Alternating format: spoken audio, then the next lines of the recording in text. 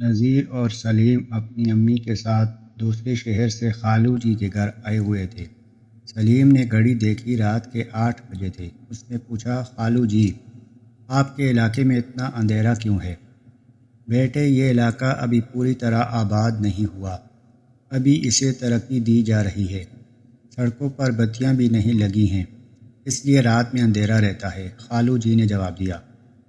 پھر وہ کہنے لگے، اندھیرے پر مجھے خیال آیا کہ جب قیامت آئے گی تو جن لوگوں نے دنیا میں برے عمل کیے ہوں گے وہ تو اندھیرے میں ٹھوکریں کھا رہے ہوں گے، اور وہاں کے کچھ ایسے لوگ بھی ہوں گے جن کے چہرے اور ہاتھ پاؤں جگمگا رہے ہوں گے۔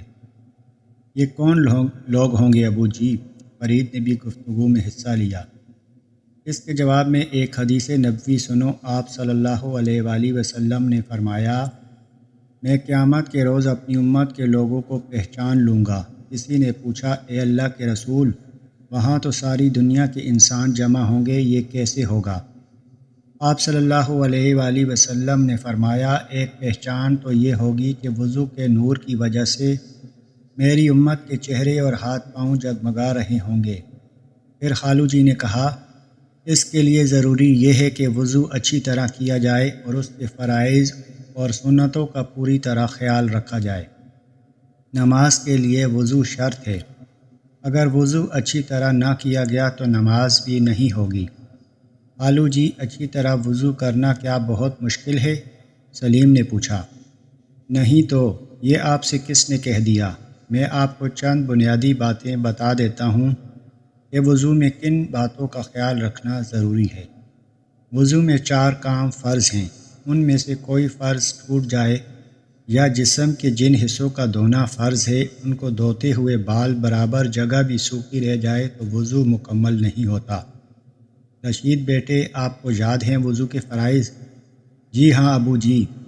پہلا فرض ایک بار پورے چہرے کا دھونا ہے، یعنی پیشانی کے بالوں سے ٹھوڑی کے نیچے تک، اور ایک کان کی لو سے دوسرے کان کی لو تک دھونا۔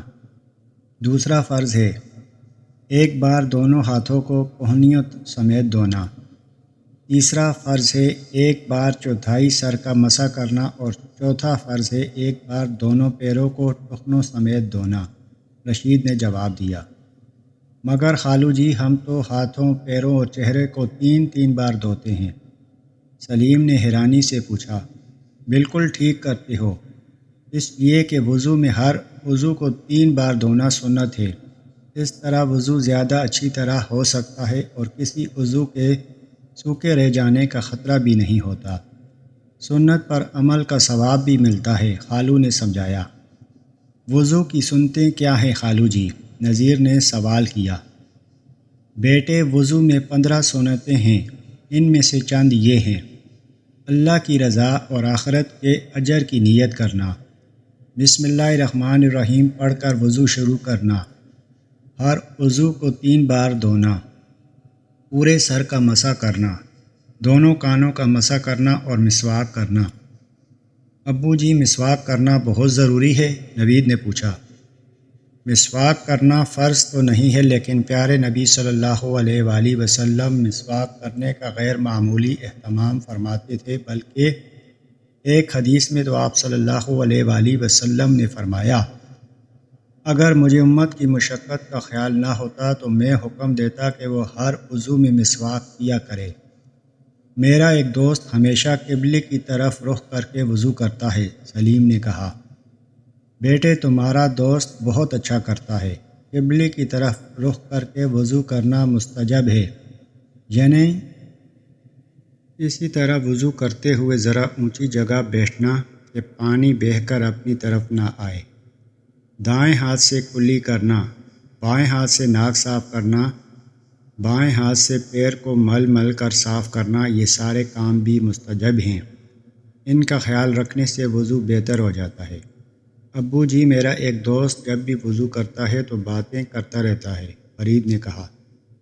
بیٹے، آپ اسے نرمی سے بتا دیجیے گا کہ وضو کے دوران میں باتیں کرنا مکروہ ہے۔ مگر وہ کیا ابو جی؟ مکروہ ناپسندیدہ عمل ہے جس کو مجبوری کے عالم میں کیا جا سکتا ہے۔ کسی مجبوری کے بغیر مکروہ عمل کرنے والا گناہگار ہوتا ہے۔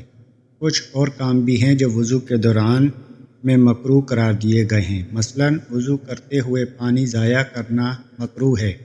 اس کے علاوہ وضو کرتے ہوئے چاروں طرف چھینٹے اڑانا بھی مکروہ ہے۔ خالو جی، وضو کرنے سے گناہ معاف ہو جاتے ہیں نا؟ نذیر نے پوچھا۔ ہاں، رحمت دو عالم صلی اللہ علیہ وآلہ وسلم نے فرمایا ہے کہ وضو کرنے سے چھوٹے چھوٹے گناہ دھل جاتے ہیں، اور اچھی طرح وضو کرنے والا آخرت میں بلند درجات سے نوازا جائے گا۔ خالو جی نے بتایا۔ پھر انہوں نے گھڑی دیکھی اور بولے، چلیں بھائی، 9 بج گئے ہیں، یہاں تو لوگ جلدی سو جاتے ہیں، صبح نماز فجر کے لیے اٹھنا ہے۔ یہ سن کر وہ سب سونے کے لیے چلے گئے۔